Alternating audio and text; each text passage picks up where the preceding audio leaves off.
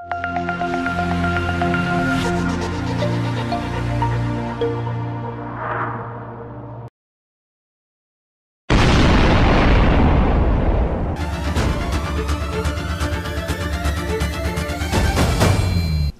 हम हैं राजेश मिश्रा और आप देख रहे हैं नेशनल कवरेज पर the battle begin. The battle begin में हम आपको उत्तर प्रदेश समेत पूरे देश के अलग अलग लोकसभा सीटों के बारे में, उसकी कहानियों के बारे में बताते आ रहे हैं। इसमें टिकट के दावेदारों और उनकी लड़ाई, उनकी आपसी खींचातानी के बारे में आज इसी कड़ी में हम बात कर रहे हैं पूर्वांचल के ही एक अहम सीट कुशीनगर लोकसभा के बारे में। कुशीनगर लोकसभा की उम्र वैसे तो काफ़ी छोटी है। 2008 के नए परिसीमन में ही इस लोकसभा क्षेत्र का गठन हुआ और उसके बाद अब तक 2 चुनाव हुए हैं। अब जो चुनाव होगा 2019 में, ये यहाँ का तीसरा चुनाव होगा। कुशीनगर भगवान बुद्ध की परिनिर्वाण स्थली। भगवान बुद्ध अपने अंतिम सांसें यहीं पर लिए थे, जिसके कारण ये बौद्धिस्टों का एक काफ़ी ही महत्वपूर्ण तीर्थ स्थल है। कुशीनगर का नाम कुशीनगर क्यों पड़ा, इसको लेके भी तमाम मान्यताएं हैं और तमाम तरह की कहानियां हैं। प्री बौद्ध काल जो था उसमें यह कहा जाता है कुशीनगर को कि इसे कुशावती कहते थे और पोस्ट बौद्ध काल में ये कुशीनारा हो गया। एक मान्यता ये भी है कि कुशावती जो है वो कोसल साम्राज्य की राजधानी थी। रामायण की मान्यता के अनुसार भगवान राम के जो पुत्र थे कुश, उनके नाम पर इसका नाम कुशीनगर पड़ा। और एक मान्यता ये भी है कि इस इलाके में जो हरी घास होती है, कुश होती है, वो काफ़ी प्रचुर मात्रा में पाई जाती है, जिसके कारण कुशीनगर नाम पड़ गया। कुशीनारा जो था वो बाद के दिनों में फिर कुशीनगर अब हो गया। तो ये थी इस कुशीनगर के नाम के पीछे की कहानी। लेकिन अभी जो कहानी इस समय चल रही है वो यहाँ के इस लोकसभा चुनाव को लेके है, जिसमें सारे प्रत्याशी अब अपने दांव आजमाने के लिए तैयार हैं। कुछ पार्टियों से प्रत्याशियों के नाम घोषित हो चुके हैं, जबकि अभी कुछ के घोषित होने बाकी है। आइए जरा शुरुआत में समझ लेते हैं कि कुशीनगर का जो अभी राजनीतिक रूप से जो उसका पूरा भौगोलिक परिदृश्य है वो क्या है। कुशीनगर जो लोकसभा है वो वर्तमान की, इसमें 5 विधानसभा आती। इन 5 विधानसभा में खड्डा, पडरौना, कुशीनगर, हाटा और रामकोला, ये 5 विधानसभा हैं। खड्डा से यहाँ पर इस समय जयशंकर त्रिपाठी हैं, बीजेपी के विधायक हैं। पडरौना से स्वामी प्रसाद मौर्य 2 बार विधायक रह चुके थे। पहली बार वो बीएसपी से विधायक थे, दूसरी बार मतलब अभी जो पिछला विधानसभा चुनाव हुआ इसमें उन्होंने पाला बदल के बीजेपी के पाले में चले गए थे और अब बीजेपी की नुमाइंदगी करते हैं पडरौना से। कुशीनगर से रजनीकांत त्रिपाठी साहब यहाँ से बीजेपी के विधायक हैं। हाटा से भी बीजेपी के पवन जी एमएलए हैं। जबकि रामकोला से जो भारतीय जनता पार्टी के गठबंधन के जो सहयोगी दल है, सुहेलदेव भारतीय समाज पार्टी के रामानंद साहब यहाँ पर एमएलए हैं। इसमें हाटा और रामकोला ये 2 सीटें ऐसी हैं जहां पर जो विधानसभा भी चुनाव बीता, यहाँ पर समाजवादी पार्टी दूसरे नंबर पर थी, जबकि पडरौना और कुशीनगर में बीएसपी, पडरौना, कुशीनगर, खड्डा तीनों विधानसभा में बीएसपी तीसरे नंबर पे थी। हालांकि उनको जीत नहीं मैसर हुई, लेकिन बहुजन समाज पार्टी वहां से तीसरे नंबर पर थी।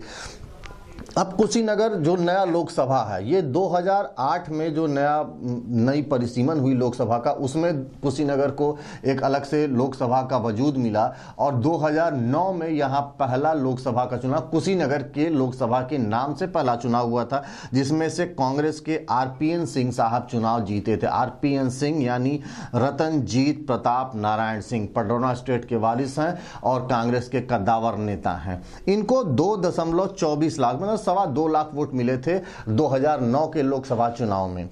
उस समय बसपा भी चुनाव लड़ी थी, समाजवादी पार्टी भी लड़ी थी, बीजेपी भी लड़ती है, सारे लोग लड़े थे चुनाव। और दूसरे स्थान पर स्वामी प्रसाद मौर्य थे, जो उस समय बसपा से चुनाव लड़ रहे थे लोकसभा का और आरपीएन सिंह साहब के मुकाबले खड़े थे। और स्वामी प्रसाद मौर्य को मिला था 2,03,000 वोट। समाजवादी पार्टी के ब्रह्मा शंकर त्रिपाठी साहब को महज 55,000 मत मिले थे, जब वहां मिले थे 2009 के चुनाव में। 2014 में ये पासा मोदी लहर आई पूरे देश में, सारे जगह भाजपा के कैंडिडेट अमूमन जीते। और 2014 में इसी सीट से, जिस सीट से आरपीएन सिंह साहब नुमाइंदगी कर रहे थे, उसी सीट पर 2014 में राजेश पांडे उर्फ गुड्डू भैया को जीत हासिल मिली। वहां के लोगों ने उनको अपना नुमाइंदा चुनकर देश की सबसे बड़ी पंचायत में भेजा था। गुड्डू भैया को 2014 के चुनाव में 3.70 लाख मत मिले थे। दूसरे स्थान पर कांग्रेस के ही आरपीएन सिंह साहब, जो पिछली बार वहां से सांसद थे, वो रहे और उनको 2.85 लाख मत मिले थे। बीएसपी के संगम मिश्रा, डॉक्टर संगम मिश्रा वहां से चुनाव लड़ रहे थे कुशीनगर से और उनको मिले थे 1.33 लाख वोट, जबकि समाजवादी पार्टी से राधे श्याम सिंह साहब मैदान में थे और उनको मिला था 1,11,000 वोट। समाजवादी पार्टी ने 2009 की अपेक्षा 2014 में जो अपना प्रदर्शन था वो काफी सुधारा था, क्योंकि 2009 में समाजवादी पार्टी के त्रिपाठी जी को महज 55,000 वोट मिले थे और 2014 के चुनाव में ये ऑलमोस्ट दुगना हो चुका था समाजवादी पार्टी का जो वोट था। अब जरा इस वोट को, अच्छा और एक बात आपको बताने यहाँ लाजमी है कि नोटा में 2014 में नोटा के तहत 10,000 से भी ज्यादा वोट नोटा में पड़े थे। अब इसको 2019 के परिप्रेक्ष्य में, जबकि समाजवादी पार्टी और बहुजन समाज पार्टी का गठबंधन है, तो इस आंकड़े को जरा समझते चलिए कि अगर आप 2014 के चुनाव को एक नजीर के रूप में रखते हैं कि जहां सपा और बसपा दोनों चुनाव लड़े थे और इस बार उनके वोटों को आपस में आप क्लब कर दें तो ये वोट तकरीबन 2.5 लाख के आसपास आते हैं, 2,44,000-45,000 के आसपास।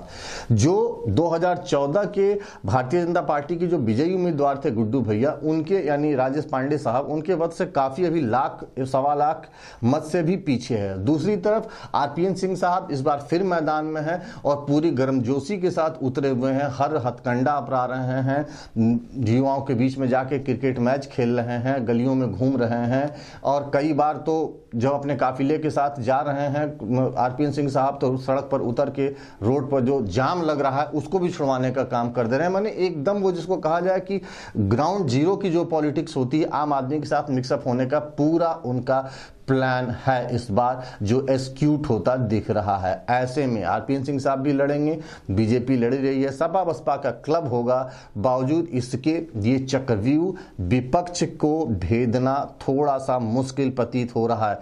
हालांकि चुनाव का कोई प्रेडिक्शन नहीं किया जा सकता, ये पूरी तरह से जनता के मूड पे है, लेकिन अगर आंकड़ों की बाजीगरी में आप देखेंगे तो यहाँ पर सपा बसपा के एक साथ होने के और आरपीएन सिंह साहब के भी चुनाव लड़ने के बावजूद यहाँ पर जो भाजपा का उम्मीदवार होगा, जो वोट बैंक, हम 2014 के वोट को बेस मान के, उसको नजीर मान के चल रहे हैं, तो थोड़ा सा टफ होगा।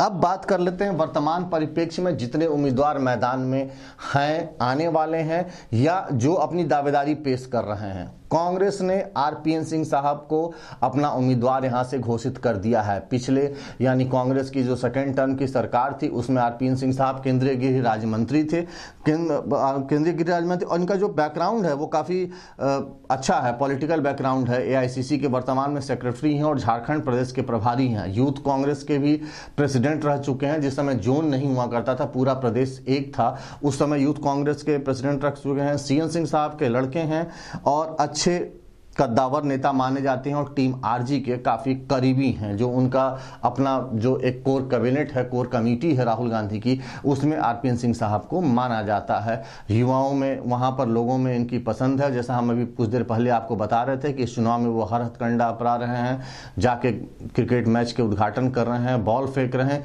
अब ये अलग बात है, देखना होगा कि उनकी बॉल इस बार सामने जो उनके विपक्ष में खड़े हैं, उनके सामने जो उनके अपोनेंट खड़े हैं, उनके लिए यॉर्कर साबित होती है कि नो बॉल साबित होती है, ये तो खैर आगे पता चलेगा।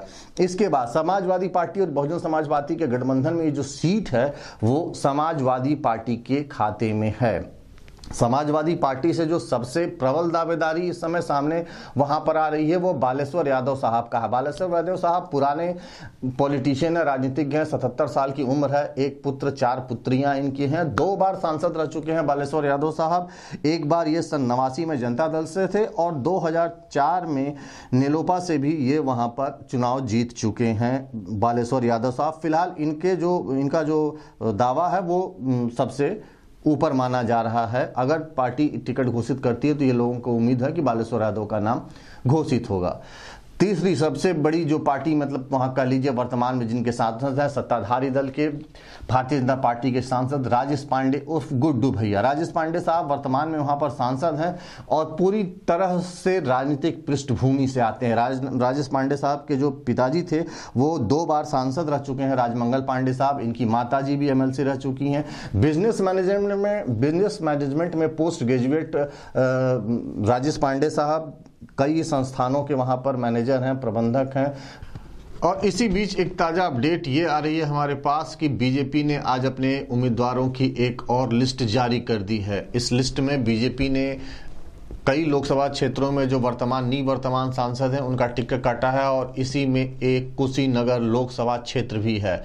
यहाँ के वर्तमान सांसद राजेश जी उर्फ गुड्डू भैया जिनको कहा जाता है, उनका टिकट बीजेपी ने काट दिया है और इनकी जगह विजय दुबे को अपना उम्मीदवार बनाया है। विजय दुबे इस जनपद की जो खड्डा विधानसभा है वहां से पूर्व में कांग्रेस के विधायक रह चुके हैं। बाद के दिनों में पिछली विधानसभा चुनाव से पूर्व ये कांग्रेस छोड़ के बीजेपी में शामिल हो गए थे, इस उम्मीद के साथ कि उनको वहां से टिकट मिलेगा खड्डा से दोबारा, और जो भी उनकी रणनीति रही होगी। लेकिन खैर बीजेपी ने उनको उस विधानसभा में तो टिकट नहीं दिया। लेकिन अब इस लोकसभा 2019 में बीजेपी ने कुशीनगर सीट से विजय दुबे पर अपना विश्वास जताया है। हमारे वहाँ पर जो संवाद सूत्र हैं कुशीनगर में, शैलेश गुप्ता साहब से आज जब उनसे हमारी बात हो रही थी, हम उनसे इनपुट ले रहे थे, तो वो बता रहे थे कि फिलहाल इस सबके बावजूद दावेदारी तो लोगों की हो रही है। तो देखना होगा कि इस बार ये जो पूरी रणनीति है इनकी सफल होती है नहीं होती है। कांग्रेस अपना ये सीट बचा पाने, क्योंकि कुशीनगर की जब लोकसभा का गठन हुआ तो जो पहले सांसद थे वो यहाँ से आरपीएन सिंह साहब से इस सीट से, कुशीनगर की लोकसभा सीट से पहले सांसद थे। तो ये देखना होगा कि राहुल गांधी की टीम के करीबी और होने के नाते सारी जो ताकत है वो झोंकी जाएगी कांग्रेस की तरफ से। तो क्या आरपीएन सिंह साहब अपनी साख बचा पाते हैं कि नहीं बचा पाते हैं, या अगर बालेश्वर यादव साहब को टिकट मिलता है तो वो फिर तीसरी बार, 2 बार जो पूर्व की लोकसभा सीट से थे, इस नई लोकसभा में उनका खाता खुलेगा कि नहीं खुलेगा। तो कुशीनगर की लड़ाई, पडरौना स्टेट की लड़ाई, महात्मा बुद्ध के परिनिर्वाण स्थली की लड़ाई, पूर्वांचल के कुछ रोचक सीटों में एक होगी। आगे हम फिर किसी और लोकसभा के बारे में आपको अपनी अगली कड़ी में बताएंगे। तब तक देखते रहिए हमारे साथ नेशनल कवरेज पर द बैटल बिगन।